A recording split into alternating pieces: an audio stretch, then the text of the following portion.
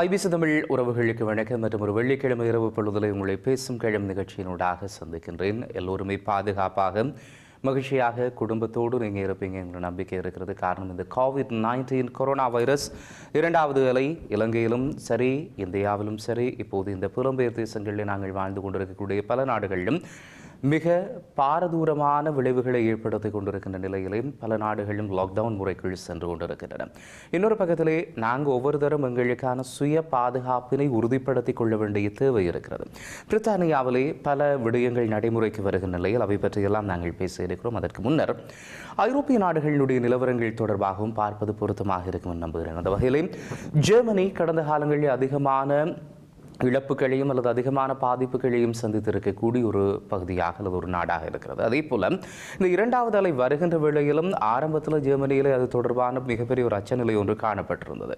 இப்போது இந்த வார இறுதி எப்படி இருக்க போகிறது, அல்லது இந்த இரண்டாவது அலைக்காக எப்படி தயார்படுத்தி இருக்கிறார்கள், என்னென்ன நடைமுறைகள் அங்கே இருக்கின்றன என்பது தொடர்பாக செய்திகள் வாயிலாக நீங்கள் அறிந்தாலும் இந்த நிகழ்ச்சியின் வாயிலாகவும் உங்களோடு பகிர்ந்து கொள்ள விரும்புகிறோம். அந்த வகையில் ஜெர்மனியில் இருக்கும் எங்களுடைய செய்தியாளர் திரு வேலும் மயிலும் ராமகிருஷ்ணனை நாங்கள் இணைத்துக் கொள்ளப் போகின்றோம். வணக்கம். வணக்கம் வணக்கம். சொல்லுங்க, நலமா இருப்பீங்க என்று சொல்லி நம்புறேன். உங்களுடைய குடும்பம் அதே போல உங்களுடைய நண்பர்கள் எல்லோரும் பாதுகாப்பாக இருக்கணும். சொல்லுங்க, இன்று ஜெர்மனியினுடைய நிலை எப்படி இருக்கிறது? கடந்த 24 மணித்தியாலத்தில் ஜெர்மனில 21,506 பேருக்கு இந்த கொரோனா நோய் தொற்று ஏற்பட்டிருக்கின்றது. இதுவரை இந்த தானமானது இந்த 21,500 என்பதுதான் ரெக்கார்டா இருக்கின்றது. இதேவேளை இந்த 24 மணித்தியாலத்தில் 166 பேர் இறந்திருக்கின்றார்கள். மொத்தமாக ஜெர்மனியில இறந்தவருடைய எண்ணிக்கை 11,096 இருக்கின்றது. அதாவது இறப்பு விதம் இப்பொழுது அதிகரித்து கொண்டிருக்கின்றது. இங்க ஒரு விஷயம் என்னன்னு சொல்லி சொன்னால் 21,506 இலக்கத்தை எங்களுடைய அதிபர் அங்கலா மேர்க்கல் அவர்கள் கிறிஸ்துமஸ் பொழுதுதான் உபையான 20,000 பேருக்கு தொற்று ஏற்படலாம் என்று கூறியிருந்தார். ஆனால் எங்களுடைய ஆளுங்கட்சியினுடைய ஒரு கூட்டுக்கட்சியினுடைய சுகாதார பேச்சாளர் தெரிவித்திருந்தார், இந்த கிறிஸ்துமஸுக்கு இடையில 50,000 பேருக்கு ஜெர்மனில தொற்று ஏற்படும் என்று சொல்லி இருக்கின்றார்.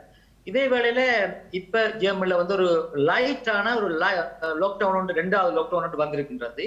அந்த முதலாவது லாக்டவுன்ல சில பாடங்களை கற்றுக்கொண்ட காரணத்தினால் இப்பொழுது இரண்டாவது லாக்டவுன்ல என்ன மாதிரி செய்திருக்கிறார்கள் சொல்லிச்சுன்னா ஒரு பரிச்சாட்டமாக கூடுதலாக இந்த கொரோனா நோய் தொற்று எவ்வாறு ஏற்படுகின்றனால் திருமண விடயங்கள் அல்லது பிறந்த நாள் கொண்டாட்டங்கள் அல்லது சமய நிகழ்வுகள், மேலும் ஒரு உணவகத்துக்கு சென்றால் அங்கே அவர்கள் மதுவை அருந்து விட்டு பின்னர் அவர்கள் இந்த தூர இடைவெளியை கடைபிடிக்காத காரணத்தினால் இப்படியான தொற்றுகள் அதிகரித்துக் கொண்ட அண்மை காலங்கள் வந்த காரணத்தினால் பரிச்சாத்தகமாக இப்ப இந்த உணவகங்கள் திருமணங்களுடைய விஷயங்கள் பங்கு பெற்றோருடைய ஆட்களின் எண்ணிக்கையை இந்த மத்திய அரசாங்கம் ஜெர்மன் நாடு முழுக்க ஒரு அமல்படுத்தி இருக்கின்றது.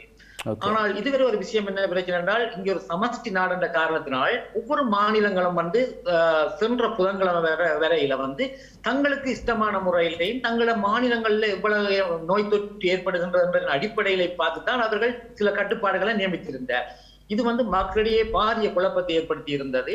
உதாரணமாக சொல்ல போனால் ஒரு சிலஸ்டிக் ஹோல்ஸ்டைன் என்ற வடக்கில் இங்கே ஒரு மாநிலம் இருக்கின்றது. அந்த மாநிலத்தில் உள்ள முதல்வர் கூறியிருந்தார், இந்த நோட்ரைன் டிஸ்பான் என்று சொல்லப்படுகின்ற உதாரணமாக அந்த மாநிலத்திலிருந்து விடுமுறைக்கு அங்கு யாரும் வந்தால் அவர்கள் ஹோட்டல் வழியே தங்க முடியாது. அவ்வாறு தங்குறாரு சொல்லி சொன்னால் இவர்கள் 48 மணி நேரத்துக்கு முதல் கொரோனா நோய் தொற்று செய்தி நெகட்டிவானதை காட்ட வேண்டும் சொல்லி இது பெரிய ஒரு குழப்பத்தை இங்கே அந்த நாட்டிலே உருவாக்கி விட்டது. இதன் காரணமாக தான் இப்பொழுது பொதுவான ஒரு லைட்டான லாக்டவுன்ல வந்திருக்கின்றது.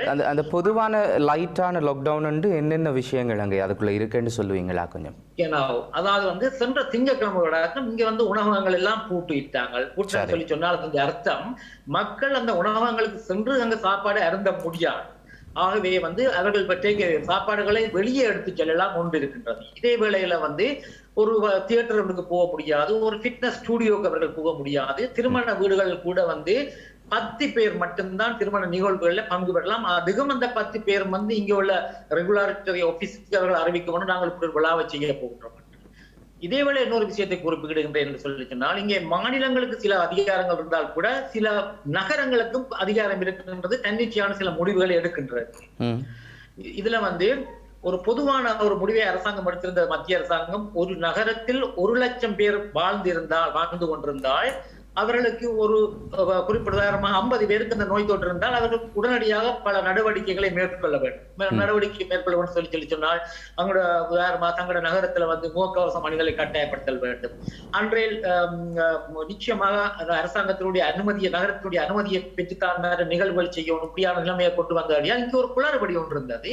இந்த குளறுபடியை நீக்குவதற்காகத்தான் இந்த திங்கட்கிழமை இவ்வாறான ஒரு பொதுவான முடிவு ஒன்று எடுத்திருக்கின்றார்கள். இந்த முடிவுல கூட சில நகரங்கள் தன்னிச்சையான முறையில செயற்பட முனைகின்றன. உதாரணமாக நேற்றைய தினம் இங்கே இந்த நோட்ரேம் வெஸ்ட்பாலன் சொல்லப்படுகின்ற மாநிலத்தினுடைய தலைநகர்ல வந்து ஒரு முடிவு எடுத்திருந்தார்கள்.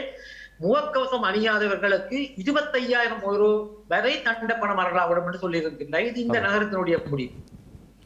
அதே வேளையில சொல்லுங்க. இல்ல நீங்க தொடருங்க. ஓகே. இதே வேளையில டியூஸ்பர்க் என்ற நகரத்துல முடிவெடுத்துக்கின்றார்கள். நேற்றைய தினம் வந்து அதாவது தனிநபர்கள் 2 பேர் தான் அங்கே கூடி செல்லலாம். அதே வேளையில நகரங்கள்ல அவர்கள் தெரியும் பொழுது கட்டாயம் முகக்கவசத்தை அணிதல் வேண்டும். அதே வேளையில இங்கே பொதுவான ஒரு கட்டுப்பாடு இருக்கிறது. ரயில்வே ஸ்டேஷன்ல போறோம்னு சொல்லி சொன்னால் மக்கள் நிச்சயமாக முகக்கவசம் அணிதல் வேண்டும். அல்லது பொது அலுவலகங்களுக்கு செல்ல போனால் அவர்கள் முகக்கவசம் அணிதல் வேண்டும் என்றது ஒன்று நிலப்பாடு ஒன்று இருக்கின்றது. எல்லா இடத்துலையுமே இந்த முகக்கவசம் கட்டாயமாக பிரித்தானியா பொறுத்த வரைக்கும் நீங்க பாத்தீங்கன்னு சொன்னா பொது வழியில போய்க்கையோ கடைகளுக்குள்ள போய்க்கையோ எங்க நீங்க போறோம்னாலும் கிட்டத்தட்ட 99% பகுதிகளில் வந்து முகக்கவசம் கட்டாயமாக்கப்பட்டிருக்கு. நாங்கள் ஆரம்பத்தில் சானிடைசர் போட்டு கையை அடிக்கடி சுத்தப்படுத்தி கொண்டதாக இருக்கலாம் அல்லது முகக்கவசமாக இருக்கலாம். இதெல்லாம் சில பகுதிகளில் கட்டாயமாக இருந்தது. இப்போ ஜெர்மனியை பொறுத்த வரைக்கும் இப்படி ஒட்டுமொத்தமாக இப்போ அது கட்டாயப்படுத்தப்பட்டிருக்கிறதா அல்லது மாநிலங்களுக்கு மாநிலம் அது கொஞ்சம் ஃப்ளெக்சிபிளாக இருந்து கொண்டு இருக்கா?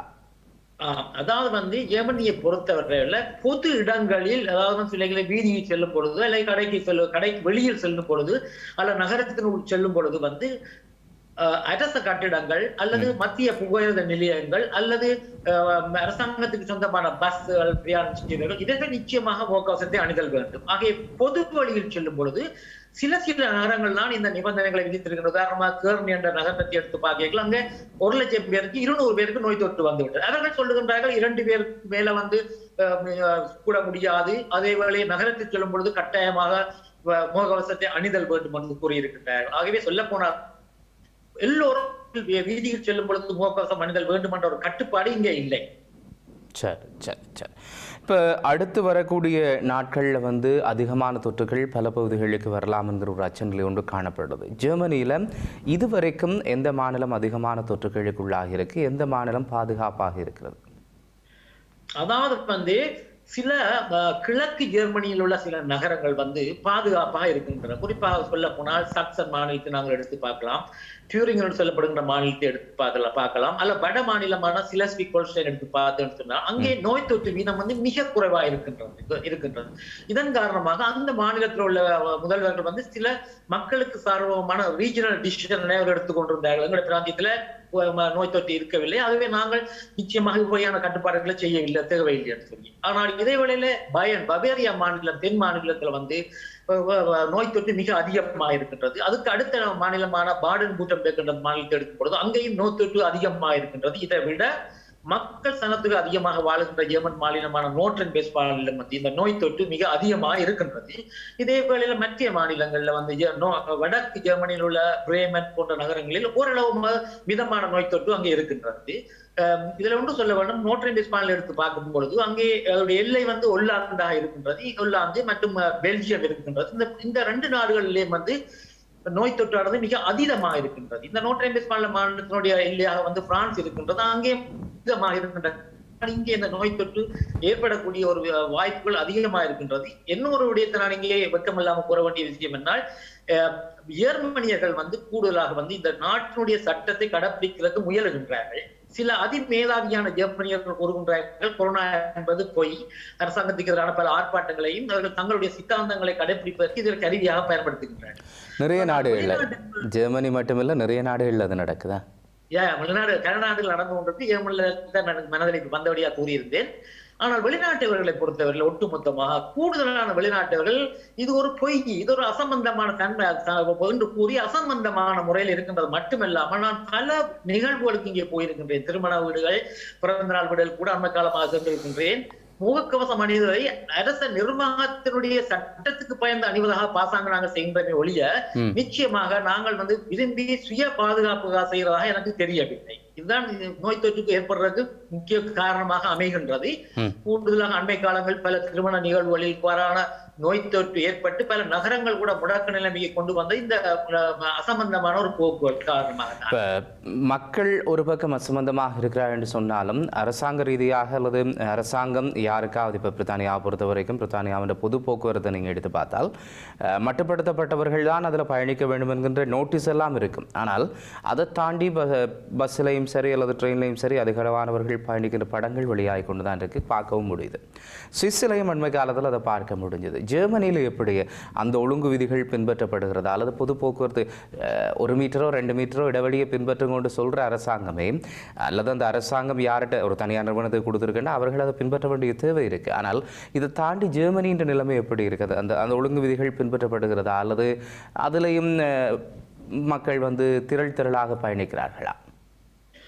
இங்க முதலாவது மக்கள் திரளாக இங்கே பயணிக்கவில்லை. காரணம் என்னன்னு சொல்லி சொன்னால் இந்த நிறுவனங்கள் இந்த ஒழுங்கு கட்டுப்பாட்டு விதிகளை நடைமுறைப்படுத்துவதற்கு பல பணியாளர்களை அமர்த்தி இருக்கின்றார்கள், பல பாதுகாப்பு அலுவலர்களை அமர்த்தி இருக்கின்ற காரணத்தினால் மக்கள் விரும்பியோ விரும்பாமலோ நிச்சயமாக இந்த கட்டுப்பாடுகளுக்கு அவர்கள் இசைந்து போக வேண்டிய ஒரு சூழ்நிலை இருக்கின்றது. ஆகவே இங்கே பொது போக்குவரத்தை எடுத்து சொல்லி சொன்னால் ஜெர்மானியர்கள் கூடுதலான முறையில இதை கடைப்பிடிக்க அவர்கள் விரும்புகின்ற காரணத்தினால் அது உடனடியாக கூறுகின்றார்.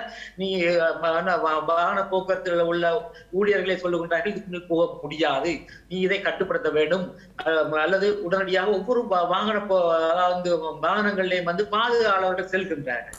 உதாரணமாக புகையிரத்தை எடுத்தோம்னு சொல்லி சொன்னால் நிச்சயமாக டிக்கெட் செக்கருக்கு மேலதிகமாக பாதுகாவலர்கள் செல்கின்றார்கள், போலீசார்கள் செல்கின்றார்கள், எல்லோரும் அதை சோதனை எடுக்கின்றார்கள். ஆகவே இந்த வகையில் ஒரு வகையான கட்டுப்பாடை இங்கே கடைபிடிக்கக்கூடியதாக இருக்கின்றன.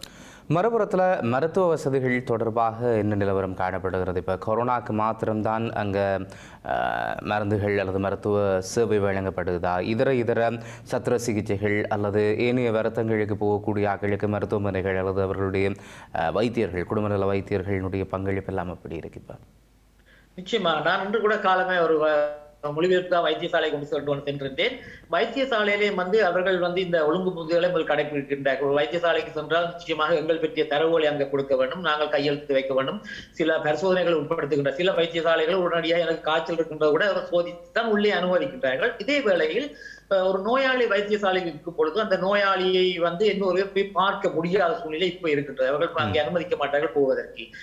இரண்டாவது இந்த சத்திர சிகிச்சைகளை பொறுத்த வரையில இப்பொழுது அத்தியாவசியம் அற்ற சத்திர சிகிச்சைகளை அவர்கள் இப்பொழுது பின்பற்றிருக்கின்றார்கள். காரணம் என்னன்னு சொல்லி சொன்னால் கூடுதலான பகுதிகளை கொரோனா நோயாளிகள் தங்க வைப்பதற்காகவும் அவர்களுக்கு சிகிச்சை செய்வதற்காகவும் அந்த இடவசதியை அவர்கள் இப்பொழுது ஒதுக்கி இருக்கின்றார்கள். ஆகவே வைத்தியசாலைக்கு இப்பொழுது தேவையற்ற முறையில் மக்கள் செல்ல முடியாத ஒரு சூழ்நிலை இருக்கு. தேவையான சொல்லி நான் என்னன்னு சொன்னால் உடனடியாக ஒரு சத்திரத்தை செய்ய வேண்டும் சொல்லி சொன்னால் அவர்கள் கூறுவார்கள் நீ இன்று பெற தேவையில்லை, குறிப்பிட்ட காலத்துக்கு பிறகு கொரோனா ஒரு ஆள்.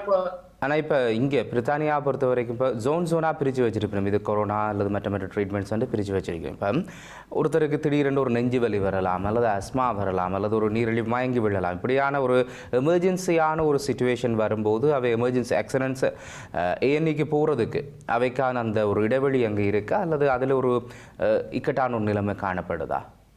இல்லை இல்லை இல்லை அவ்வையான ஒரு ஆளுக்கு ஒரு அவசரமான நோய் ஏற்பட்டிருந்தது சொன்னால் அவர்களுக்கு வைத்திய சிகிச்சை செய்வதற்கு போதுமான அளவு வசதியை இங்கே செய்திருக்கின்றார்கள். அதுல எந்த விதமான பிரச்சனையும் இல்லை. அதாவது மருத்துவ வளங்களோ மருத்துவ விஷயங்கள்லயோ இதுவரை இங்கே எந்த விதமான ஒரு குளறுபடியோ அன்றைய மக்களுக்கு போதுமான வைத்திய சிகிச்சை அளிக்க முடியாத தன்மைகளோ இல்லை. ஆனால் இந்த வாரத்தில் இருந்து இங்கே ஒன்று ஆரம்பித்திருக்கின்ற நான் நேற்றைய தினம் காகரண்ட நகரத்துக்கு போயிருந்தேன். தனிப்பட்டவர்கள் இந்த கொரோனா டெஸ்ட் செய்வதற்கான தனிப்பட்ட வைத்தியர்கள் பல இடங்களில் நிறுவனங்களை இங்கே ஆரம்பித்திருக்கின்றார்கள். அதாவது வைத்தியசாலைக்கு சென்று செல்லாமலே மக்கள் விரும்பினால் பணம் கொடுத்து போக முடியும். இன்று ஒரு தமிழர் எனக்கு தொலைபேசியில் அழைத்தார். நான் எஸ்என் நகரில் அவர் கூறினார் தனது ஒரு உறவு வீட்டில் தான் இருக்கின்றதாகவும் அந்த உறவினருக்கு கொரோனா நோய் தொற்று ஏற்பட்டு விட்டது, வைத்தியசாலை அனுமதிக்கப்பட்டிருக்கிறார். அவர் 2 நாட்களாக இந்த வீட்டில் இருக்கின்றார். ஆனால் அவர் இருக்கின்ற இடம் எஸ்என் நகரத்தில் இல்ல, உண்மையாக வேறு இடத்தில் இருக்கின்ற இங்கே ஒரு விசிட்டரா வந்திருந்தவர். அவரை இங்கே உள்ள அலுவலகம் கூறியிருக்கின்றது நீர் இந்த இடத்தில் இருக்கிற ஆள் இல்லை, ஆகவே உன்னுடைய கொரோனா இருக்கின்றதா இல்லை என்பதை பற்றிய பரிசோதனை நீ உன்னுடைய நகரத்துக்கு சென்று பரிசோதனைக்கு உட்படுத்த கூறியிருக்கின்றார்கள். அவர் என்னை ஆலோசனை கேட்டார் என்ன செய்வது என்று. நான் கூறினேன் இங்கே தனிப்பட்ட ரீதியில் செய்வதற்குரிய இடம் இருக்கு, அந்த இடத்துல நீங்க போய் செய்யலாம் சொல்லி. ஆகவே கொரோனா நோய் தொற்று இருந்தாலும் அதை செய்வதற்கு பரிசோதனை செய்வதற்குரிய சில வசதிகளும் இங்கே மேற்கொள்ளப்பட்டிருக்கின்றன. நீங்க சொன்ன மாதிரி இந்த கொரோனா டெஸ்ட்ன்றது ஏதோ பெரிய ஒரு வேண்டாத ஒரு டெஸ்ட் என்று நினைக்கக்கூடியாக நிறைய பேர் இருக்கிறோம். உடல்ல ஏதாவது ஒரு மாற்றம் தெரிகிறது என்று சொன்னால் எந்த பயமும் இல்லாமல் எந்த ஒரு அகௌரவமும் இல்லாமல் நீங்கள் அதை பரீட்சித்து பார்க்குறது உங்களுக்கும் உங்களுடைய குடும்பத்துக்கும் அல்லது உங்களை சுற்றி இருக்கக்கூடியவர்களுக்கும் நல்லதுன்னு நினைக்கிறேன். ஜெர்மனி தொடர்பான முக்கியமான பல தகவல்களை வேலுமயிலம் ராமகிருஷ்ணன் அவர்கள் இணைந்து கொண்டு சொல்லியிருக்கிறீங்க. நன்றி. வருகின்ற வாரங்களிலும் உங்களிடமிருந்து இந்த லாக்டவுன் சார்ந்து இருக்கக்கூடிய விடயங்கள் அல்லது கொரோனா சார்ந்த விடயங்களை பெற்றுக்கொள்ளலாம்னு நம்புகிறேன். நன்றி திரு வேலுமயிலம் ராமகிருஷ்ணன் அவர்களே. நன்றி. அது ஜெர்மனியினுடைய கள நிலவரம் தொடர்பாக அங்கே இருந்த எங்களோடு ராமகிருஷ்ணன் வேலுமயிலம் இணைந்து கொண்டு பல தகவல்களை கொண்டு வந்திருந்தார். பிரித்தானியாவும் கிட்டத்தட்ட முடங்கி போய் இருக்கிறது என்கின்ற செய்திகள் இருக்கின்ற நிலையில் பிரித்தானியாவில் எப்படியான முடக்க நிலை காணப்படுகிறது? பாடசாலைகள் இயங்கிக் கொண்டிருக்கின்றன. பப்கள், ரெஸ்டாரண்ட்கள் எல்லாம் நாங்கள் இருந்து சாப்பிடுவதற்கான வசதிகள் அங்கே மறுக்கப்பட்டிருக்கிறது. டேக்அவே வசதிகளோடு இந்த ரெஸ்டாரண்ட்கள் இயங்கிக் கொண்டிருக்கிறது. மறுபுறத்தில் பொது போக்குவரத்துகளும் நான் ஏற்கனவே ஆதங்கப்பட்டதை போல தான் ரெஸ்ட்ரிக்ஷன்ஸோட நோட்டீஸ் போர்ட் அங்கே ஒட்டி இருந்தாலும் அதை தாண்டி மக்கள் பிரயாணம் செய்வதை காண முடிகிறது. மிக முக்கியமாக வயோதிபர்கள் வீடுகளில் இருக்க வேண்டும், அவர்கள் பாதுகாப்பாக தெரிய வேண்டும் என்று சொன்னாலும் வயோதிபர்களுடைய நடமாட்டத்தையும் காண முடிகிறது. பொதுவாக தமிழ் மக்கள் அல்லது ஆசிய நாட்டவர்கள் சரிந்து வாழக்கூடிய பகுதிகளில் மக்களினுடைய வெளிவருகையும் காண முடிகிறது. நேற்றைய தினம் கொஞ்சம் குளிராக இருந்ததுனால மக்களினுடைய வெளிவருகை குறைவாதாக இருந்தாலும் இன்று பாரியளவான மக்கள் வெளியில் தெரிவதையும் காணக்கூடியதாக இருக்கிறது. மீளவும் சொல்லக்கூடியது உங்களுடைய பாதுகாப்பு உங்களுடைய கரங்களிலே தான் இருக்கிறது. அடுத்ததாக இந்த பேசுங்கள் நிகழ்ச்சியில் நாங்கள் இன்னும் ஒருவரை இணைத்துக் கொள்ள காத்திருக்கின்றோம். தொடர்ந்தும் அவரை இணைத்துக் கொள்ளப் போகின்றோம். அந்த வகையில் எங்களோடு பிரான்சினுடைய நிலவரங்கள் தொடர்பாக அறிந்து கொள்வதற்காக பிரான்சில் இருக்கும் ஊடகவியலாளர் திரு சுதன்ராஜை நாங்கள் இன்றைய தினம் நிகழ்ச்சியினுடைய இணைத்துக் கொள்கிறோம். வணக்கம் சுதன்ராஜ். வணக்கம் சதீஷ். வணக்கம் அன்பு தமிழ் உறவுகளே. முதல்ல நீங்களும் உங்களுடைய குடும்பம் சுற்றத்தவர்கள் எல்லாருமே நலமாக இருப்பீர்கள் என்று நம்புகிறேன். 2 நாட்களுக்கு பிறகு திருப்பியும் ஒரு இக்கட்டான ஒரு சூழ்நிலை அல்லது ஒரு அச்ச சூழ்நிலை கொண்டிருக்கும் நிலையில் நாங்கள் பேசுகிறோம். ஆனால் பிரான்ஸ் கொஞ்சம் இந்த ஐரோப்பிய நாடுகளோட ஒப்பிடையில் பிரான்ஸ் கொஞ்சம் சுதாகரித்து கொண்டு முன்கூட்டியே சில நடவடிக்கைகள் எடுக்கிறதா என்ற பேச்சுக்கள் எல்லா இடமும் இருக்குது. எப்படி இந்த 2வது அலையை பிரான்ஸ் எதிர்கொண்டு கொண்டிருக்கிறது? பிரான்ஸை பொறுத்த மட்டில் ஐரோப்பாவிலேயே அதிகமான வைரஸ் தொற்றுக்கு உள்ளாகவர் எண்ணிக்கை அதிகமுள்ள நாடாக பிரான்ஸ் தான் இருக்கின்றது. நேற்று கூட 58,000 சொச்சம் பேர் புதிதாக வைரஸ் தொற்றுக்கு கடந்த 24 மணி நேரத்துக்குள் அடையாளம் காட்டப்பட்டிருக்கின்றார்கள். இது மட்டுமல்ல, கொரோனாவினுடைய முதல் அலையின் பொழுது பிரான்சினுடைய தலைநகர் மற்றும் வடகிழக்கு பகுதி மருத்துவமனைகளில் தான் மற்றும் மார்சை பகுதியில் தான் அதிகமான மருத்துவ நெருக்கடியும் வைரஸ் தொற்றும் இருந்தது. அந்த நேரத்துல புற மாவட்டங்களுக்கு, புற மாகாணங்களுக்கு இந்த பாதிக்கப்பட்ட பகுதிகளிலிருந்து நோயாளிகள் அனுப்பப்பட்டார்கள். ஆனால் இம்முறை கிட்டத்தட்ட நாடளாவிய ரீதியில் முழுவதுமே கொரோனா வைரஸுடைய தொற்றுக்கு உள்ளாகி இருப்பதால் சுகாதாரத்துறை மிகப்பெரிய நெருக்கடியை எதிர்கொண்டிருக்கின்றது. பிரான்ஸை பொறுத்த மட்டில் அதாவது தீவிர சிகிச்சை பிரிவுக்கான கட்டில்கள் என்று சொல்லப்படுகின்ற கட்டில்கள் ஒரு 5,000 தான் நாடளாவிய ரீதியில் இருக்கின்றது. முதலாம் அலையின் பொழுது இது ஒரு பெரிய நெருக்கடியா வந்த பொழுது அரசாங்கம் கமிட் பண்ணி இருந்தது 7,000 வரையிலான கட்டில்களை குறிப்பிட்ட நாட்களுக்கு உயர்த்தி அடுத்து விரைந்து நாங்கள் 10,000 வரை உயர்த்துவோம் என்று சொல்லியிருக்கிறார். ஆனால் இந்த முதலாம் அலை தந்த அனுபவத்துக்கு பிற்பாடு அவைகள் எவருமே உயர்த்தப்படவில்லை என்ற குற்றச்சாட்டுகள் நிரப்பிக்கும் நிலையிலே இன்று 85% தீவிர சிகிச்சை கட்டில்கள் நிரம்பிவிட்டன. இன்னும் 15% தான் இருக்கின்றது. ஆனால் கிட்டத்தட்ட மருத்துவமனைகளிலே 22,000க்கும் மேற்பட்டவர்கள் 60 வயதுக்கும் மேற்பட்டவர்களாகவும் 10,000க்கும் மேற்பட்டவர்கள் கிட்டத்தட்ட 80 வயதுக்கும் மேற்பட்டவர்களாக முதியவர்களாக இருக்கிறார்கள். இது மிகப்பெரிய சவாலை பிரான்ஸ் இப்பொழுது எதிர்கொண்டு கொண்டிருக்கின்றது. ஒரு புறம் இந்த பொது முடக்கத்தை அரசாங்கம் அறிவித்த பொழுது 50,000 தொற்றிலிருந்து அதனை நாளாந்தம் 5,000 தொற்றாக கொண்டு வர வேண்டும் என்ற இலக்கை நோக்கித்தான் கொண்டு வந்தது. ஆனால் அந்த இலக்குக்கு மாறாக இன்றைக்கு 58,000 இன்று நேற்று அடைந்திருக்கின்றது. தொடர்ச்சியாக அரசாங்கத்துக்கு மிகப்பெரிய அச்சத்தையும் நெருக்கடியை ஏற்படுத்தியிருக்கின்றது. ஆனால் பொது முடக்கம் தளர்வுகளோடு கொடுக்கப்பட்ட நிலையிலே அந்த தளர்வுகளை மக்கள் தங்களுடைய தேவைகளுக்கு ஏற்ற வகையிலே பாவிப்பது மட்டுமல்ல, ஒரு பொது முடக்கத்தை இந்த முறை சீரியஸா எடுக்கவில்லையா என்ற கேள்வி அரசாங்கம் மட்டும். என்னென்ன தளர்வுகள் அங்க பிரான்ஸ்ல இருக்குது? என்னென்ன விஷயத்துக்காக தளர்த்தினம்? தளர்வுகளை பொறுத்த மட்டில் சதீஷ் பார்த்தோம் என்று சொன்னால் பாடசாலைகள் இயங்கலாம். அதனை விட பெரும் அங்காடிகள் இயங்கலாம், உணவகங்கள் இயங்கலாம். அதாவது உள்ளிருக்கைகள் அல்ல, மாறாக டேக்அவே அந்த இவைகள் செய்யலாம். மற்றது தொழில் நிறுவனங்கள் ஆபீஸ்கள் திறக்கலாம். இயன்றவரை வீடுகளில் இருந்து வேலை செய்வதற்கான வசதியை ஏற்படுத்தி கொடுக்குமாறு சொல்லப்பட்டிருக்கின்றது. மற்றது கட்டிட வேலைகளுக்கான அனுமதிகள் வழங்கப்பட்டிருக்கின்றது. வீதிகள் சொல்லி கிட்டத்தட்ட ஒரு தளர்வுகள் பெரிய அளவில் கொடுக்கப்பட்டிருப்பதனால் தலைநகர் பாரிஸினுடைய பொது போக்குவரத்தை பார்த்தீங்க என்று சொன்னால் நிரம்பித்தான் வலிக்கும். மற்ற நாடுகள், பிரித்தானியா உள்ளிட்ட நாடுகள் இந்த நேஷனல் லாக்டவுனுக்கு நாங்கள் போக மாட்டோம் என்று சொல்லி கருத்துக்களில் சொல்லி கொண்டிருந்த நிலையில் ஆயிரக்கணக்கான என்னுடைய நாட்டு மக்களை நான் இழந்திட முடியாது என்று சொல்லித்தான் பிரான்ஸ் லாக்டவுனுக்குள்ளே வந்தது. லாக்டவுனுக்கு வரைக்குள்ள பல்லாயிரக்கணக்கானவர்களை நாங்கள் இழக்க வேண்டிய ஒரு சூழ்நிலை வரப்போகுது. அதை நாங்கள் இழந்துடக்கூடாது, எங்களுடைய மக்கள் பாதுகாக்க வேண்டும் என்ற கருத்து அந்த இடத்துல சொல்லப்பட்டிருந்தது. ஒரு செகண்ட் லாக்டவுனுக்கும் வந்திருந்தது. ஆனால் நீங்கள் சொல்கிற மாதிரி இந்த தளர்வுகள், குறிப்பாக பாடசாலைகள் இப்படி நடக்கிறதால அதன் மூலமாக அவர்கள் இந்த மாணவர்கள் அல்லது சிறியவர்கள் இந்த COVID-19 கடத்துகிறவர்கள் என்ற ஒரு பேச்சு கொண்டு தான் இருக்குது. அப்போ இதுகள் தொடர்பாக எதிர்காலத்தில் ஏதாவது இறுக்கமான நடவடிக்கைகள், இந்த தளர்வுகளில் இறுக்கம் கொண்டு வரக்கூடிய வாய்ப்புகள் இருக்கா? இந்த சிலர் லாக்டவுனுக்கு எதிராக போராடுற ஆக்களும் இருக்குது, லாக்டவுனை இன்னும் இருக்க வேண்டும் என்று சொல்லக்கூடிய ஆக்களும் இருக்குது. பிரான்ஸின் நிலைமை என்ன? பிரான்ஸை பொறுத்த மட்டும் நீங்கள் முதலாவது சுட்டிக்காட்டி இந்த பாடசாலை விவகாரம். பாடசாலையில இந்த லீசே என்று சொல்லப்படுகின்ற உயர்நிலை பாடசாலைகளில் அன்னளவாக 30 மாணவர்கள் இருப்பார்கள். அந்த 30 மாணவர்களுக்கு அளவில் தான் வகுப்பறையினுடைய அளவும் இருக்கு. அப்ப 30 மாணவர்கள் என்று சொன்னால் நாங்க லீசைகளை 12 18 வயதுக்கு இடைப்பட்டவர்களுடைய பாடசாலை இருப்பதனால் அங்கே இந்த சுகாதார நெருக்கடி, சுகாதார கட்டுப்பாடுகளை நடைமுறைப்படுத்துவதில் பெரும் சவாலாக நிலைத்தான் இன்று காலை கல்வித்துறை அமைச்சு அறிவித்திருக்கிறது.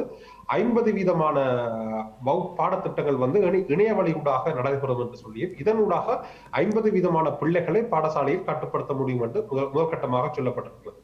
இரண்டாவதாக ரெஸ்டாரண்ட்கள்ல டேக்அவே மற்றும் வீடுகளுக்கு கொண்டே கையளிக்கின்ற இந்த உணவு சேவைகளில் 10 மணிக்கு பிறகு அது கேவி ஊரடங்கு சட்டமாக கொண்டு வரப்பட்டு அந்த சேவைகள் நிறுத்தப்பட்டிருக்கு. எல்லாமே போட்டோம் 10 மணியோட. 10 மணிக்கு பிறகு அது செய்ய முடியாது. ஏனென்று சொன்னால் அதுக்காகவே டேக்அவேக்காகவே மக்கள் உணவகங்களுக்கு முன்னால் பெருவாரியாக அணிதிரள்வதால் அது ஒரு பெரிய சேலஞ்சாக இருக்கு.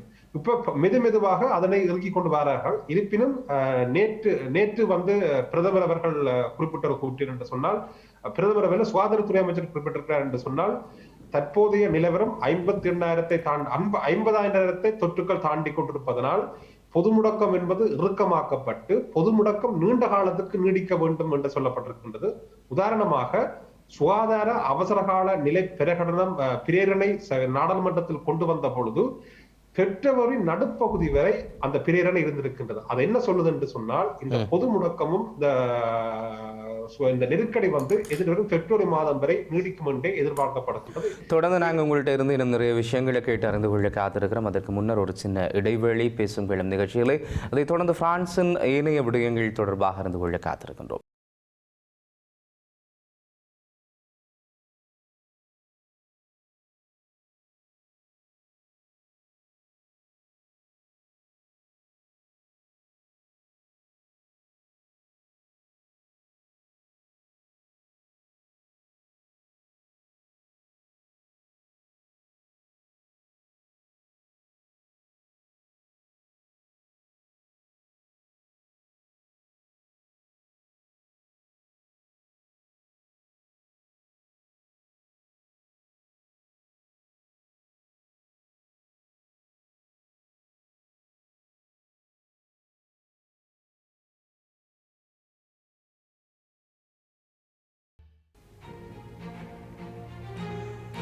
இது பேசும் கிளம் நிகழ்ச்சி ஐபிசி தமிழ் தொலைக்காட்சி மற்றும் ஐபிசி தமிழ் வானொலியினூடாக பார்த்தும் கேட்டுக்கொண்டு இருக்கிறீர்கள். COVID-19 கொரோனா வைரஸ் 2வது அலையினுடைய தாக்கம் தொடர்பாக நாடுகள் ரீதியாக இருக்கும் ஊடகவியலாளர்களோடு அல்லது செய்தியாளர்களோடு நாங்கள் பேசிக் கொண்டிருக்கிறோம். அந்த வகையில் பிரான்சினுடைய நிலவரம் தொடர்பில் சிரேஷ்ட ஊடகவியலாளர் திரு சுதன்ராஜ் எங்களோடு இணைந்து கொண்டு அங்கிருந்து பல தகவல்களை தந்து கொண்டிருக்கிறார். சுதன்ராஜ், நீங்கள் சொன்னீங்க தானே, வெளியில் அதிகமான மக்கள் தெரியணும், டேக்அவேக்கு வரையினம், கட்டுக்கள் இல்லாத ஒரு நிலைமை காணப்படுது அப்படின்ட்டு.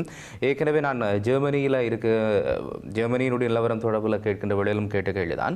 பொதுவாக இந்த பொது போக்குவரத்துகள் வெளியில் மக்கள் தெரிகிறதுக்கான இறுக்கமான விடயங்கள் அறிவுறுத்தப்பட்டிருந்தாலும் அது பின்பற்றப்படவில்லை என்ற விமர்சனம் தொடர்ந்து வைக்கப்பட்டு கொண்டே இருக்கு. பிரான்சில் எப்படி, அதுவும் 2 பேருக்கு மேலே சேர இல்லாத நம்பர், எத்தனை பேர் சேர முடியாது என்றதையும் சொல்லிட்டு, அடுத்தது இந்த பொது போக்குவரத்துகளில் சோஷியல் டிஸ்டன்ஸோ அல்லது என்னென்ன விஷயங்கள் சொல்லப்பட்டதோ அதெல்லாம் பேணப்படுகிறதா? உண்மையாகவே பொது போக்குவரத்து தொடர்ச்சியாக ஒரு விமர்சனத்துக்கு உள்ளாகி கொண்டிருக்கிறது. அது எந்த இடத்துல அந்த விமர்சனம் வந்தது என்று சொன்னால், உணவகங்களை பூட்டுங்கள் என்று சொல்ல பொழுது உணவகங்களுடைய நிறுவனர்கள் கேட்ட கேள்வி, பொது போக்குவரத்திலே நெரிசலாக மக்கள் இருக்கின்றார்கள், அதற்கு அனுமதிக்கிறீர்கள், ஆனால் நீங்கள் உணவகங்களை பூட்ட சொல்கிறீர்கள் என்று சொன்னி. அப்ப அரசாங்கம் சொன்ன வாதம் என்னவென்று சொன்னால், பொது போக்குவரத்துகள்ல சுவாச கவசம் கட்டாயமாக்கப்பட்டிருக்கின்றது. பெருவாரியான போக்குவரத்துடைய வாயில்களில் கைகளில் கிருமி நீக்கிகள் வழங்கப்பட்டுக் கொண்டிருக்கின்றன. ஆகையால் இந்த கிளஸ்டர் என்று சொல்லப்படுகின்ற அந்த பொது போக்குவரத்துகள் ஊடாக வைரஸ் தொற்றுக்கள் பரவியதற்கான ஆதாரங்களிலே அந்த கிளஸ்டர்களாக அவைகள் இருக்கவில்லை என்ற அடிப்படையிலே அனுமதிக்கப்படுது என்று சொல்லப்பட்டது. ஆனால் முகக்கவசம் அணிந்திருந்தாலும் 2 நபர்களுக்கு இடையிலான இடைவெளி என்பது தொடர்ந்து பேணப்படத்தானே வேண்டும் இல்லையா? நிச்சயமாக 1 மீட்டர் இடைவெளி, 1.5 மீட்டர் இடைவெளி என்று சொல்லி அங்க பரிந்துரைக்கப்பட்டாலும், ஒரு மெட்ரோபோல் என்று சொல்லப்படுகின்ற ஒரு மிக ஒரு தலைநகரில் இதை பேணுவது என்பது அரசாங்கத்துக்கு மிகப்பெரிய சவாலாகவே இருந்து கொண்டிருக்கிறது. அது அரசாங்கத்துக்கு தெரியும். ஆனால் என்ன செய்ய முடியாது, அது டிஃபென்ஸ் லைன், அதனை வாதிட்டு கொண்டு மேக்சிமம் கட்டுப்பாடுகளை கொண்டு வர பார்க்கின்றது. ஆனால் வருகின்ற வாரங்களிலே வருகின்ற நாட்களிலே இப்ப இருக்கின்ற அந்த அதனுடைய உயிரிழப்புகள் 400 தாண்டி கொண்டு போது நவம்பர் 12ஆம் தேதி இந்த உயிரிழப்புகள் உச்சத்தை அடையும் என்று சொல்லப்படுகின்றது. அந்த உச்சத்தை அடைகின்ற நிலையை பொறுத்துத்தான் அடுத்த கட்ட முடிவுகளை நோக்கி அரசாங்கம் அறிவிக்கும். அதிபர் அவர்கள் இந்த பொது முடக்கத்துக்கான அறிவித்தலின் போது குறிப்பிட்டிருந்தார், 15 நாட்களில் நிலைமைகள் மீளாய்வு செய்யப்பட்டு புதிய நடைமுறைகள் அல்லது அது தொடர்பான அடுத்த கட்ட நகர்வுகள் சொல்லப்படும் என்று. ஆனால் நிச்சயமாக அடுத்த கட்ட நகர்வுகள் இறுக்கமானதாக இருக்கும் என்பதுதான் தற்போதைய நிலவரங்கள் எடுத்துக்காட்டும். பிரித்தானியாவை பொறுத்தவரைக்கும் டிசம்பர் 2ஆம் தேதி வரைக்கும் இப்போதைக்கு இந்த லாக்டவுன் அறிவிக்கப்பட்டிருக்கின்றது. நீங்கள் சொன்ன மாதிரி கிட்டத்தட்ட ஒரே மாதிரியான அதே ஒரு டெம்ப்ளேட் தான் இந்த நாடுகளில் தொடர்ந்து அமுல்படுத்தப்பட்டு கொண்டிருக்கிறது. அதே நேரத்தில் லாக்டவுனை டிசம்பர் 2ஆம் தேதி வரைக்கும் அறிவித்திருந்தாலும் வர்ற மார்ச் மாதம் வரைக்கும் இந்த ஃபேலோ என்கின்ற வேதன ஊதியத்துக்கான அந்த சப்போர்ட் இருக்குது, அதை வழங்குறதற்கு மார்ச் மாதம் வரைக்கும் பிரித்தானிய அரசாங்கம் ஒரு அறிவிப்பு ஒன்று வெளியிட்டிருக்கு. நீங்கள் சொல்கிறீங்க பிப்ரவரி வரைக்கும் பிரான்ஸில் ஒரு லாக்டவுன் ஒன்று போகக்கூடிய வாய்ப்பு இருக்கு என்று சொல்லிக்கொள்ள, என்னென்ன மாதிரியான திட்டங்கள் அங்கே இருக்கக்கூடிய மக்களுக்கு பயன்பெறக்கூடிய திட்டங்கள் பிரான்ஸ் அரசாங்கம் இப்போது நடைமுறையில் வச்சிருக்கு? இப்போது முக்கியமாக இந்த லாக்டவுன் காரணமாக வேலை இழப்பை சந்தித்தவர்களுக்கு சொல்லக்கூடிய அந்த சோமாஸ் பார்சியல் என்று சொல்லக்கூடிய அந்த கொடுப்பனவு இந்த வருட இறுதி வரையும் அனுமதிக்கப்பட்டிருக்கின்றது. அது 100% கொடுப்பனவாக அரசாங்கத்தினால் வழங்கப்படுகிறது. ஒன்று. இரண்டாவது அந்த கடுமையான கொரோனா வைரஸை எதிர்கொள்ள முடியாத அந்த கடுமையான நோய்வாய்ப்பட்டவர்களுக்கான அந்த லிஸ்ட அந்த பட்டியலை கொஞ்சம் பிரிப்பிச்சிருக்கிறது. அந்த நோய்களுக்கு உட்பட்டவர்கள் அல்லது அந்த நிலைமைகளுக்கு உட்பட்டவர்கள் உடற்பருமன் இதர விடயங்களை கொண்டவர்கள் நிச்சயமாக அவர்கள் வீடுகளிலே தங்க இருப்பதற்கு தொழிலிலிருந்து விடுபடுத்தி இருப்பதற்குரிய அனுமதியை அரசாங்கம் வழங்கி இருக்கிறது. மூன்றாவதாக சமூக கொடுப்பனவுகள் குடும்பகாரர்களுக்கு பிள்ளைகள் உள்ளவர்களுக்கு சமூக கொடுப்பனவுகள் வழங்கப்பட்டு கொண்டிருக்கின்றன. இது மட்டுமல்ல, அந்த சிறு வணிகர்களுக்கான உதவி தொகைகள் 1500 இருந்து 10,000 யூரோ வரை மாதாந்தம் வழங்குவதற்கு உத்தரவாதம் அளிக்கப்பட்டிருக்கிறது. இப்படி கிட்டத்தட்ட எல்லா விதமான சலுகைகளும் வழங்கப்பட்டிருக்கின்றன. ஏற்கனவே சொன்ன மாதிரி டிசம்பர் 2ஆம் தேதி வரையும் முதல் கட்ட பொது முடக்கம் அறிவிக்கப்பட்டதாலும் அது 4 வார காலம் இருக்கிறது. அது பின்னராக அது படிப்படியாக நீடிக்கும் என்பதுதான் எல்லோருடைய ஊகமாக இருக்கிறது. ஏனென்று சொன்னால் முதல் அலையை விட இந்த 2ஆம் அலை பிரான்சுக்கு கடினமானதாக இருக்கின்றது. ஆனால் அதனை இன்னும் சரியாக குடிமக்கள் உணர்ந்து கொள்ளவில்லை என்பதுதான் இப்பொழுது அரசாங்கத்தினுடைய வாதமாக இருக்கிறது. பிரான்சில் மாத்திரமல்ல, பிரித்தானியாவிலும் அதே நிலை தான் காணப்படுது. முதலாவது அலையை விட இந்த 2ஆவது அலையினுடைய வீரியம் மிக அதிகமாக இருக்கு. ஏராளமானவர்கள் கிட்டத்தட்ட நீங்கள் எடுத்து பார்த்தா சென்றாஜ், இந்த வார நாட்கள் எடுத்து பார்த்தால் தொற்றாளர்களுடைய எண்ணிக்கை அதிகரித்து கொண்டு தான் இருக்கிறது. கிட்டத்தட்ட 450க்கும் மேற்பட்டவர்கள் பலியாகின்ற பதிவுகள் இங்கே பதிவாகி இருக்கு. அதை விட நீங்கள் பார்த்தால் பாடசாலைகள் தொடர்ந்து இயங்கிக் கொண்டிருக்கின்றன, நிறுவனங்கள் தொடர்ந்து இயங்குது, பொது போக்குவரத்து தொடர்ந்து இயங்குது. அப்போ இதன் மூலமாக இன்னும் தொற்றாளர்களுடைய எண்ணிக்கை கூடிக்கொண்டு போகுமே ஒழிய குறைவதற்கான வாய்ப்புகள் மிக குறைவாக இருக்கும் என்று தான் சொல்லப்படுது. மறுபுறத்தில் மருத்துவ ரீதியான சில விடயங்கள் வந்து எல்லா நாடுகளிலும் மிகப்பெரிய கேள்விக்குள்ளாக இருக்கக்கூடிய நிலையில் தான் காணப்படுது. என்னதான் மேக்சிமம் சேவையை கொடுத்தாலும் மக்களை முழுமையாக திருப்திப்படுத்துறதுன்றது கடினமான ஒரு விஷயம். எப்படி பிரான்சினுடைய மருத்துவ வசதிகள் இப்போ இருக்கிறது? வெறும் COVID-19 நாங்கள் விடுவோம், அது ஒரு பக்கம் நடந்து கொண்டிருக்கு. ஆனால் அதை தாண்டி மற்ற வருத்தங்களுக்கான வைத்தியங்களும் செய்யப்படத்தான் வேணும். இதை பார்த்தோண்டு அதை நாங்கள் இழந்து விட முடியாது. அப்போ எப்படியான ட்ரீட்மெண்ட்ஸ் அங்கே கொடுக்கப்பட்டு கொண்டிருக்கிறது?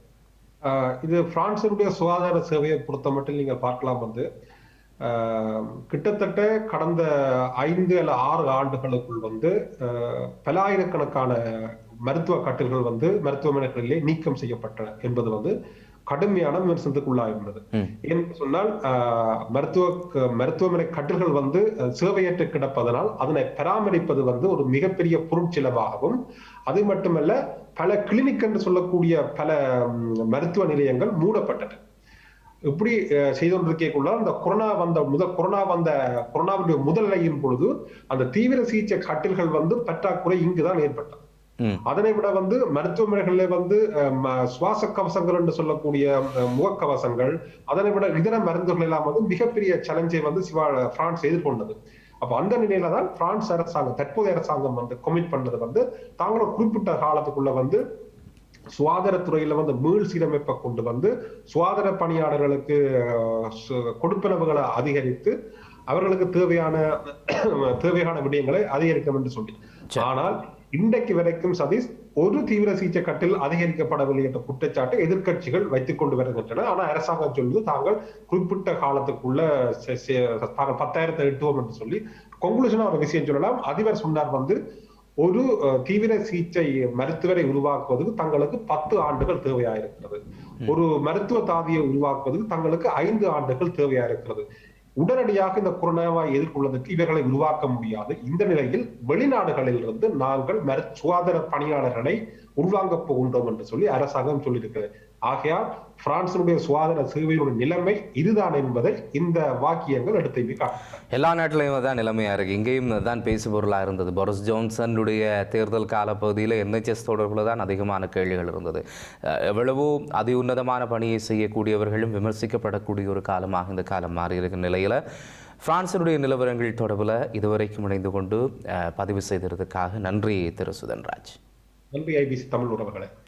நன்றியது. பிரான்சில் இருந்து உடவியலாளர் சுதன்ராஜ் எங்களோடு இணைந்திருந்தார். அடுத்ததாக நாங்கள் வாழக்கூடிய இந்த புலம்பெயர் நாடுகளில் பார்க்கக்கூடியவர்கள், அடுத்து நாங்கள் இலங்கையில் எங்களுடைய தாயகத்தில் இருக்கக்கூடிய உறவுகள் எப்படி பாதுகாப்பாக இருக்கிறார்களா, நிலவரம் காணப்படுகிறது என்பது தொடர்பான மேலதிக விவரங்களை அறிந்து கொள்வதற்காக எங்களுடைய செய்தியாளர் ஊடகவியலாளர் திரு சிவசிதம்பரம் கிருபாவை இணைத்துக் கொள்ளப் போகின்றோம். எங்களோட இந்த கொரோனா காலத்தில் தொடர்ச்சியாக செய்திகள் சேகரிப்பதாக இருக்கலாம், மறுபுறத்தில் அங்கே இருக்கிற எங்களுடைய செய்திகள் வானொலி தொலைக்காட்சியை கொண்டு வரதாக இருக்கலாம். இதுக்காக நீண்ட பணிகளுக்கு மத்தியிலையும் இப்போ நாங்கள் கிருபாவை இணைத்துக் கொள்கிறோம். வணக்கம் கிருபா. வணக்கம் சதீஷ். வணக்கம் நேர்களே. கிருபா, எப்படி செய்திகள் ஒரு பக்கம் சேகரித்து கொண்டிருக்கிறீங்க? முதல்ல இந்த இந்த இந்த சிச்சுவேஷனில் வேலை செய்கிறது எப்படி இருக்கு உங்களுக்கு?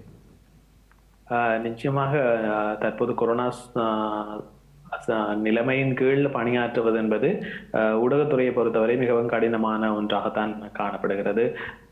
ஏற்கனவே இலங்கையை பொறுத்தவரை 3 ஊடகவியலாளர்களுக்கு கூட இதுவரை உறுதிப்படுத்தப்பட்டிருக்கிறது. களத்துக்கு சென்று இந்த செய்திகளை சேகரிப்பதில் பல்வேறு சிரமங்கள் காணப்படுகின்றன. மேல் மாகாணத்தை பொறுத்தவரை, வடமாகாணத்தை பொறுத்தவரை செய்தியாளர்கள் எங்களுடைய பிராந்திய செய்தியாளர்களாக இருக்கலாம், அலுவலக செய்தியாளர்களாக இருக்கலாம், மிகுந்த ஒரு அச்சமான சூழலுக்கு மத்தியில் தான் நமது நாளாந்த போக்குவரத்து மற்றும் ஏனைய பணிகளை தொடர்ச்சியாக மேற்கொண்டு வருகிறார்கள். இப்போ வழக்கமாக நீங்கள் அரசியல் செய்திகள் கூட சேகரிப்பீங்க, ஏதாவது ஊடக சந்திப்புகள் நடந்தால் அங்கே போய் செய்திகள் எடுத்துகிட்டு வாரதும், இப்போ இந்த COVID-19 செய்திகளை கொண்டு வாரதும் என்பது உண்மையில் அதனுடைய வித்தியாசம் அல்லது அதனுடைய பணி என்பது எல்லோருமே புரிந்து கொள்ளக்கூடிய ஒரு பணியாக இருக்கும் என்று சொல்லி நினைக்கிறார். அதுக்குள்ள இருக்கக்கூடிய சிக்கல்கள் தொடர்பில் சரி கிருபா, இப்போ பார்க்கக்கூடிய கேட்கக்கூடியவர்களுக்கு இலங்கையில் எங்களுடைய உறவுகள் இப்போ என்ன நிலையில் இருக்கிறோம், எங்கெங்கெல்லாம் தொற்று இருக்குது, எத்தனை பேருக்கு அந்த தொற்று இருக்கிறது, எத்தனை பேர் வீட்டுக்கு திரும்பி போயிருக்கிறோம் என்ற விடயங்களை முழுமையாக அறிந்து கொள்ளக்கூடிய ஒரு எண்ணம் ஆவல் இருந்து கொண்டே இருக்கும். தானாடாவிட்டாலும் தசையாடும் என்று சொல்லுவோம் இல்லையா? சொல்லுங்க கிருபா. ஆமா, வடமாகாணத்தை பொறுத்தவரை பல்வேறு பகுதிகளில் தற்போது இந்த தனிமைப்படுத்தல் நிலையங்கள் அமைக்கப்பட்டிருக்கின்றன. முல்லைத்தீவு, வவுனியா, யாழ்ப்பாணம், அதே போன்று ஏனைய பகுதிகளில் இந்த தனிமைப்படுத்தல் நிலையங்கள் தொடர்ச்சியாக இயங்கி வருகின்றன. ஆனாலும் கூட அரசாங்கமானது தற்போது இந்த தனிமைப்படுத்தல் நிலையங்களை தாண்டி, அதாவது தொற்று நோயாளர்களுடன் நேரடியாக தொடர்பை பேணியவர்கள், அதாவது 1ஆம் நிலை 2ஆம் நிலை என்று பல்வேறு வகைகளில் தொற்று நோயாளர்களுடன் தொடர்புகளை பேணியவர்களை தற்போது புதிய நடைமுறையின் கீழ் அவர்களது வீடுகளில் வைத்து தனிமைப்படுத்தல் நடவடிக்கைகளை மேற்கொண்டு வருகிறார்கள்.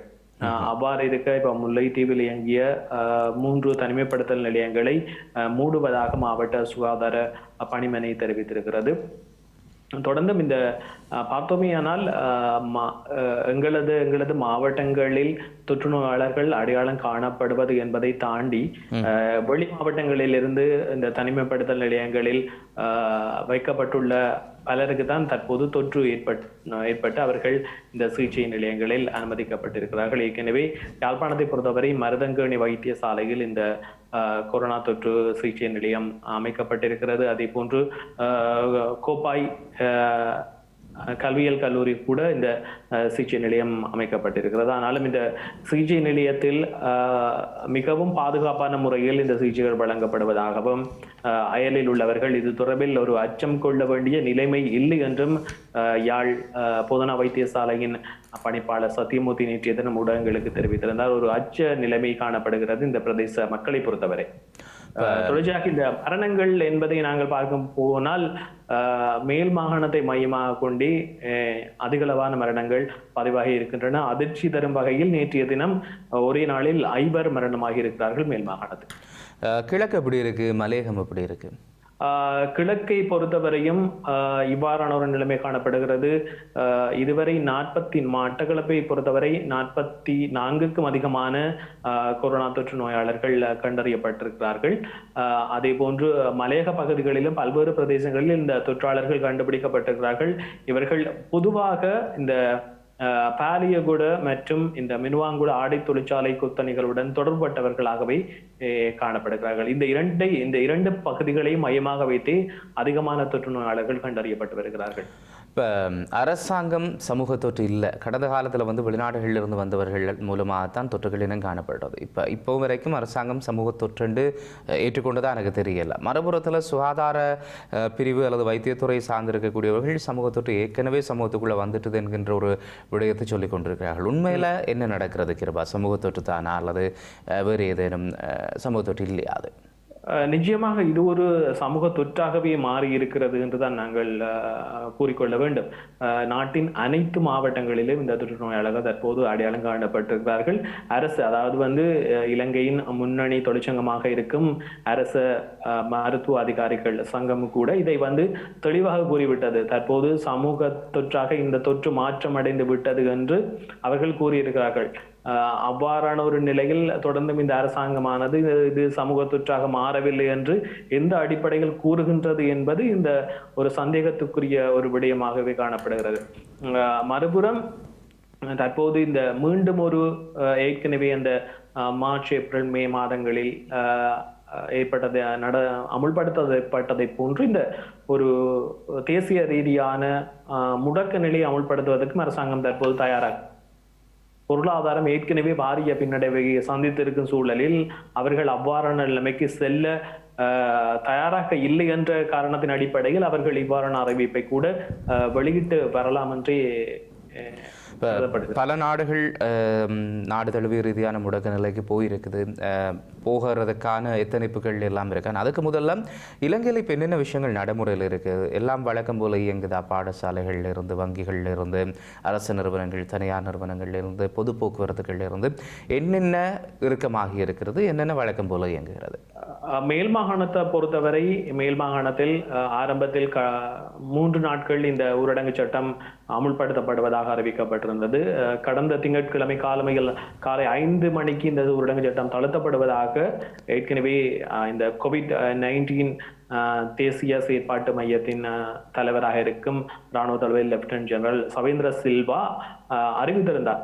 ஆனாலும் கூட இந்த தொற்று பரவலானது அதிக அளவில் மேல் மாகாணத்தை மையப்படுத்தி இருப்பதாக தெரிவித்து அன்று அதாவது நீக்கப்படுவதற்கு முதல் நாள் ஒரு தொலைக்காட்சி அறிவிப்பு ஒன்றை விடுத்து மேலும் ஒரு வார காலத்துக்கு இந்த மேல் மாகாணத்தை பொறுத்தவரை முடக்க நிலையை அறிவிப்பதாக, அதாவது ஊரடங்கு சட்டத்தை அறிவிப்பதாக குறிப்பிட்ட மேல் மாகாணம் என்று வருகின்ற வேளையில் நான் நினைக்கிறேன் தமிழர்கள் அதிகமாக சிறந்து வாழக்கூடிய கொழும்பினுடைய வெள்ளவத்த பம்பலப்பிட்டி பகுதிகளும் அதற்குள் உள்ளடங்கும் இல்லையா? நிச்சயமாக வெள்ளவத்தை, பம்பலப்பிட்டி, கொல்பிட்டி அனைத்து பகுதிகளும் மேல் மாகாணம் என்று நாங்கள் எடுத்துக்கொண்டால் கொழும்பு மாவட்டம், களுத்துறை மாவட்டம், கம்பஹா மாவட்டம், இந்த 3 மாவட்டங்களிலும் இந்த ஊரடங்கு சட்டம் மிகவும் கடுமையான முறையில் அமுல்படுத்தப்பட்டிருக்கிறது. ஆனாலும் கூட நேற்றைய தினம் மீண்டும் ஒரு அறிவிப்பை வெளியிட்டிருந்த சவேந்திர சில்வா, அதாவது நாளை மீண்டும் இந்த ஊரடங்கு சட்டம் தளர்த்தப்பட இருக்கிறது, ஆனாலும் கூட மக்கள் இந்த சுகாதார நெறிமுறைகளை பின்பற்றி செயற்படுவது கட்டாயம். என்னென்ன சுகாதார நெறிமுறைகள் அங்கே இருக்குமாறு? இப்போ இங்கே கூட கிருபா முகக்கவசம் அணிய வேண்டும் என்று சொல்லப்படும், ஆனால் சில இடங்களில் அதற்கான தளர்வுகள் கொடுக்கப்படுது. அதே மாதிரி முந்தி நாங்கள் கைகளை அடிக்கடி கழுவி கொண்டோம் அல்லது சானிடைசர் கொண்டு சுத்தப்படுத்தி கொண்டோம். டேக்அவே மட்டும்தான் உணவகங்கள் எடுக்க முடியும். களியாட்ட நிகழ்வுகளுக்கான தடைகள் இருக்கிறது. இப்படி புலம்பெயர் நாடுகளில் நாங்கள் நிறைய இறுக்கங்களை சந்தித்து கொண்டு தான் இருக்கிறோம். இப்போ அங்கே எப்படியான இறுக்கங்கள் இருக்குது? மேல் மாகாணத்தை பொறுத்தவரை தற்போது ஊரடங்கு சட்டம் அமுலில் இருக்கின்ற நிலையில் வீதிகள் அனைத்தும் வெறிச்சோடிய நிலைமைகள் தான் காணப்படுகிறது. அத்தியாவசிய தேவைகளுக்காக மாத்திரம்தான் குறிப்பிட்ட அனுமதி உள்ளவர்கள் வெளியே மருந்தகங்கள் மற்றது அத்தியாவசிய பொருட்களை கூட தற்போது இந்த ஊரடங்கு காலத்தில் இணைய வழியாக ஆன்லைன் மூலமாக தான் பெற்றுக்கொள்ள முடியும் என்ற நிலைமை காணப்படுகிறது. மேல் மாகாணம் மாதிரி எனக்கு வடக்கு கிழக்கில் இருக்கக்கூடிய மலையகத்தில் இருக்கக்கூடிய நடைமுறைகளையும் சொல்லிடுங்க, என்னென்ன இருக்கு? வடக்கு கிழக்கை பொறுத்தவரை வளமையான ஊரடங்கு சட்டம் எதுவும் அமுல்படுத்தப்படவில்லை. குறிப்பிட்ட சில பகுதிகளை தவிர, அதாவது மாவட்டத்திலிருந்து மாவட்டம் எல்லாம் மட்டக்களப்பை பொறுத்தவரை வாழைச்சேரி பகுதியில் இந்த கொரோனா தொற்று நோயாளர்கள் அடையாளம் காணப்பட்டதை அடுத்து அங்கு சில கட்டுப்பாடுகள் அமுல்படுத்தப்பட்டிருக்கின்றன. ஆனாலும் கூட பொதுவாக வடக்கு கிழக்கு மாகாணங்களில் இந்த ஊரடங்கு சட்டம் கடுமையாக பின்பற்றப்படும் நடைமுறை இல்லை, அதாவது ஊரடங்கு சட்டம் அமலில் இல்லை. ஆனாலும் கூட இந்த சுகாதார நெறிமுறைகளை, குறிப்பாக இந்த முகக்கவசங்களை அணியும் செயற்பாடுகளை போலீசார் நேரடியாக ஊக்குவிக்கிறார்கள் களத்திலிருந்து. அவர்கள் தற்போது அதாவது பேருந்துகளில் யார் யார் முகக்கவசங்கள் அணியவில்லை அவர்களே முகக்கவசங்களை விநியோகிக்க, அதாவது பணம் பெற்று அதுக்காக முகக்கவசங்களை கொடுக்கும் நிலைமை கடந்த காலங்களில் யாழ் மத்திய பேருந்து நிலையம் உள்ளிட்ட பல பகுதிகளில் காணக்கூடிய இருந்தது. இந்த முகக்கவசம் என்பது கட்டாயம் ஒரு முக்கியமான ஒரு விடயமாக பார்க்கப்படுகிறது. யார் நல்லது சொன்னாலும் கேட்டுக்கொள்ளணும். அதை நாங்கள் வடக்கு கிழக்கு மலையகம் இலங்கையினுடைய பல பகுதிகளில் வாழக்கூடிய எல்லாருமே அதை புரிஞ்சு கொள்ளணும். இது எங்களுக்கான நன்மைக்கானதுன்றது. இப்போ மாவட்டங்களுக்கு இடையிலான போக்குவரத்துகள் தடை செய்யப்பட்டிருக்கா? இப்போ நிச்சயமா மாவட்டங்களுக்கு இடையிலான போக்குவரத்துகள் தற்போது வரை கடுமையாக்கப்பட்டிருக்கிறது. மாவட்ட கட்டுப்பாடுகள் அமுல்படுத்தப்பட்டிருக்கின்றன, நிறுத்தப்பட்டிருக்கின்றன. இவ்வளவு இறுக்கம் இருக்கைக்குள்ள கிருபா, இப்போ வளர்ந்திருக்கக்கூடிய நாடுகள் பல ஃபேலோ மாதிரியான இந்த திட்டங்களை அறிமுகப்படுத்துது. சில லோன்ஸ் அல்லது சில கிராண்ட்ஸ் இது மாதிரியான விஷயங்களை வளர்ந்திருக்கக்கூடிய நாடுகள் அறிமுகப்படுத்தியிருக்கு. ஆனால் இலங்கை போன்ற நாடுகள் அது போன்ற விடயங்கள் செய்கிறதுக்கான வாய்ப்புகள் மிக குறைவாக இருந்தாலும் முதலாவது தரம் ஏப்ரல் மார்ச்சில் வருகின்ற வேளையில் இந்த அரசு உத்தியோகர்கள் வீட்டிலிருந்து வேலை செய்யலாம், அல்லது தனியார் உத்தியோகர்கள் வீட்டிலிருந்து வேலை செய்யலாம், ஒர்க்கிங் ஃப்ரம் ஹோம் என்ற விஷயம் வந்தது. இப்படி சில சலுகைகளை கடந்த காலங்களில் கடன்களை வசூலிக்கிறத கொஞ்ச காலத்துக்கு நிறுத்தி வச்சிருந்தாங்க. அப்படியான விஷயங்கள் இப்பவும் இருக்கா? என்னென்ன சலுகைகளை அரசாங்கம் கொடுத்திருக்கிறது நாட்டு மக்களுக்கு? தற்போது வரை இந்த சலுகைகள் என்று பார்க்க போனால் கிட்டத்தட்ட 5000 மேற்பட்ட குடும்பங்கள் இந்த சுய தனிமைப்படுத்தலுக்கு உட்படுத்தப்பட்டிருக்கின்றன. அதாவது இந்த கொரோனா தொற்று நோயாளர்களுடன் நெருங்கிய 1ஆம் 2ஆம் நிலை 3ஆம் நிலை தொடர்புகளை பேணியவர்கள் அடிப்படையில் அவர்களுக்கு இந்த 10,000 ரூபாய் பெறுமதியான உணவு பொதிகளை, உலருணவுகளை வழங்குவதாக அரசாங்கம் கூறியிருக்கிறது. ஆனாலும் கூட இந்த 10,000 இந்த நாங்கள் சமூக வலைதளங்களில் காணும் ஒரு விடயம் என்னவென்றால், இந்த 10,000 ரூபாய் பொதி என்று அதை பார்த்தால் அதுக்கு ஒரு 2,000 ரூபாய் ரூபா பொருட்கள் கூட அதுக்குள் இல்லை என்ற ஒரு விமர்சனங்கள் தொடர்ச்சியாக முன்வைக்கப்பட்டு வருகின்றன. இது எவ்வாறு சரியாக நிர்வகிக்கப்படுகிறது என்ற பிரச்சனை காணப்படுகிறது. அதை தாண்டி அதாவது ஊரடங்கு உத்தரவு அமல்படுத்தப்பட்ட பகுதிகளில் இருக்கும் இந்த வறிய குடும்பங்கள், அதாவது இந்த சமுர்த்தி நிவாரணங்களை பெறும் குடும்பங்களுக்கு இந்த 5000 ரூபாய் வழங்கும் ஒரு திட்டத்தையும் அரசாங்கம் செயற்படுத்தி இருக்கிறது. அதிலும் பல்வேறு இழுபறிகள் காணப்படுகிறது. ஏற்கனவே கடந்த முறையும் இவ்வாறான இழுபறி நிலை காணப்பட்டிருந்தது. ஏற்கனவே நாடு பாரிய ஒரு பொருளாதார பிரச்சனையில் இருக்கும் நிலையில் இதை தொடர்ந்தும் அரசாங்கம் இந்த மானியங்களை வழங்குவது என்பது ஒரு அரசாங்கத்துக்கு பாரிய நெருக்கடி ஏற்படுத்தி இருக்கிறது.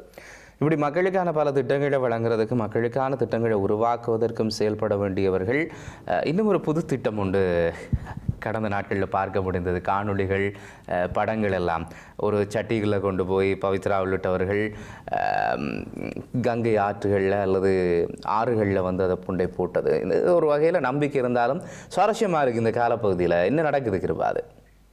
அது நிச்சயமாக ஒரு சுகாதாரத்துறைக்கு பொறுப்பான ஒருவர் இவ்வாறு செய்வதென்பது ஒரு மிகவும் கேலிக்குரிய விடயமாகவே பார்க்கப்படுகிறது.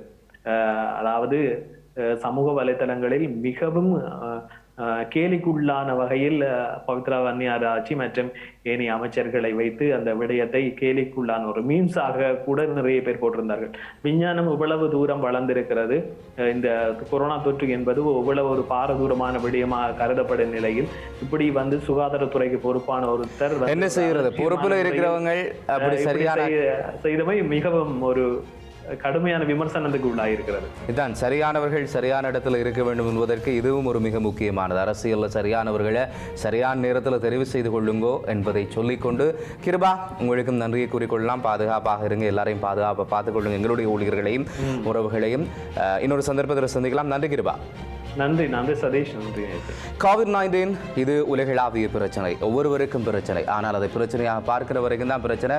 அதை தாண்டி நாங்கள் ஒற்றுமையாக இதிலிருந்து மீண்டு வருவோம் என்கிற நம்பிக்கையோடு விடைபெற்றுக் கொள்கிறோம். நன்றி, வணக்கம்.